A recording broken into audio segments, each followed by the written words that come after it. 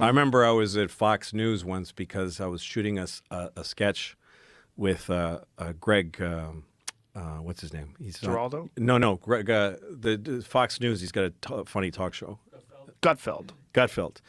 This was when he was just sort of he didn't have the Gutfeld show.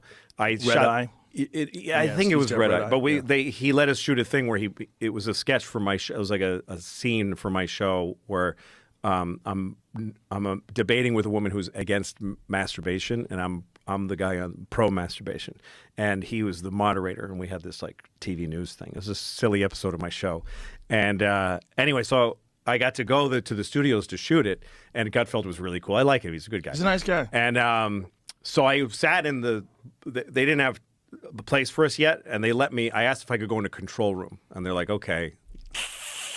And I sat in this control room because I love television. I love being behind the scenes. And the president was making a speech. It was Obama. He's making a speech, and I was in the live fucking in the room, the Fox News room, watching them do their thing. And Bill O'Reilly's on this camera having his hair done. And this guy's over here looking at, and a girl's she's getting makeup. Everybody's getting ready. The president is in the corner. And the sound's off. Nobody's listening to the president. He's giving a speech, and they're just going, Alex, what do you got, Alex? And Alex is like, did you get the fucking guy? Everybody's cursing and trying to line up guests for interviews. And it was fascinating to watch. And the second the president is done, they go to whoever, not Alex Jones. What am I talking about? The guy who was the big Fox News guys back then. Bill O'Reilly. Bill O'Reilly. Yeah. They go to Bill O'Reilly and he goes, well, this is just the president doing the same. Like, he wasn't listening. Nobody listened to the speech. They just go, this is just bullshit. And we don't believe it. And then this guy and this guy. And I saw how fast, and they were so urgent. It was so urgent that they get in right away. And I know that the same things happen in an MSNBC and CNN. They're not thinking about anything. They already know their reaction. Yeah. And they got to come in with it really quick because it's got to get in here before anything else. It's got to, so nobody listens to, if there was like a thing where you need to take a day after his speech, you have to read it, you have to watch it and discuss it with a staff and then make a decision, make a speech, an opinion. The opinion would be like, he's got points and blah, blah, you know what I mean? It would definitely be, and it would move the ball forward and it would get people to hear each other more. But there's such a need because it's entertainment. Yeah, you have to be there right away with a rebuttal. Yeah. Well, you know what it is like it's entertainment disguised as news for minimally engaged casual viewers. Yeah. Because it's not really people that are completely locked in for the most part. Not into it, no. Most people are just flipping through the channels and something outrageous like, what I think he's doing is bad for America. Oh, bad for America. What is he doing? And then you'll tune in. But if they don't say that, you're not going to pay attention, and then they're going to lose out on that Pfizer dollars that's going to come during the ad break. If you say what you really think, it would be like, well, we'll see. Yeah. It should be fine. In other ways, it won't be, but it'll be. Nobody wants to watch that. So. Well, because of the format, it's just a trick to get you to watch a commercial for Colgate.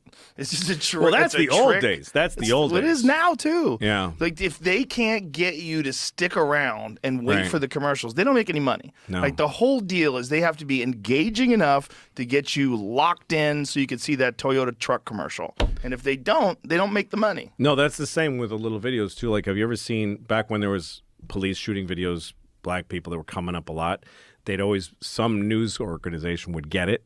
It would be theirs. And you go on YouTube to watch it, and there's an ad. So it's like Snapple. Yep. The guy gets beat up, and then Snapple again at the end. Yeah. And they make money off that. Snapple is like... Yeah.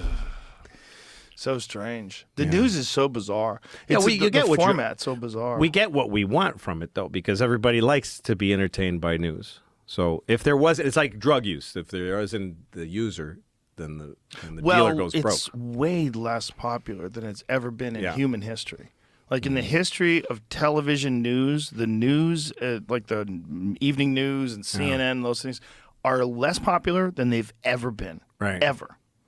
And it's because people are tired of it. It's a shitty format. And in comparison to long-form discussions like independent interview shows, like, there's so many different political shows now and podcasts where people have nuanced perspectives. And if you really want to understand what's going on in the world, like complicated issues like the invasion of Ukraine by Russia, like you need people to break it down to you, and they're not going to get it in 5 minutes. You're not going to. You're going to get they hate us for our freedom. That's what you're going to get in 5 minutes. Right. You're going to get nonsense talking points.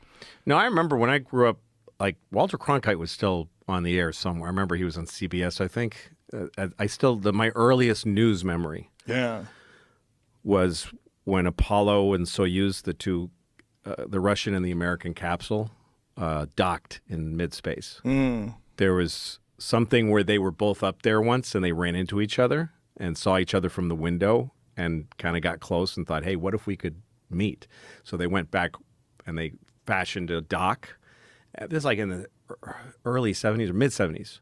And they went up and they docked, and then they walked, they hung out and drank vodka. Anyway, it was during the Cold War. It was a big deal. And I remember Walter Cronkite, I think this is what I remember. I could be wrong. But Walter Cronkite saying, if you live in the northeast of the United States, if you go outside tonight, if you look up, you'll see a red light and a white light blinking next to each other, and that's them in orbit. And I went up and I fucking saw it, and it blew my mind. Wow. And the way he said it with a little bit of a smirk, like, isn't that cool? Because he was very stoic. But there was a thing back then where there was just him and David Brinkley. There was a couple of news organizations, and then like PBS. And you kind of got a sense that they were on it, and also that it wasn't fun. They had ethics, that they took years of training in college and school to get through, and a system of a hierarchy of whatever internships, and that by the time you were running the network news, you were a serious person that took it seriously. Yes. And I remember maybe in the mid '80s when I started to hear this sound from the news, that I thought, what are you doing? And then sometimes it sounded like this. Right. And they're saying, and I was like, what are you fucking I could hear the bullshit. Yeah. And I knew that they were, but that back then they were just trying to make it sound interesting when it wasn't. They didn't start having this opinion thing yet, Right. But it became a show, and now it's a show about opinions. It's entertainment, and like any other entertainment organization in America, they ran it way past the finish. They went way past it. Nobody likes it anymore, and they're running it to the ground. They can't they don't know when to stop. Yeah. Well, that's the train they're on, right? Do you think Fox started it? Was it Fox that started this like aggressive sort of opinion version of the news? Were they the first, and then everybody else sort of had to respond to it? Maybe, I don't know. Fox is the first I'm an to idiot. put I don't know that. hot ladies in short skirts.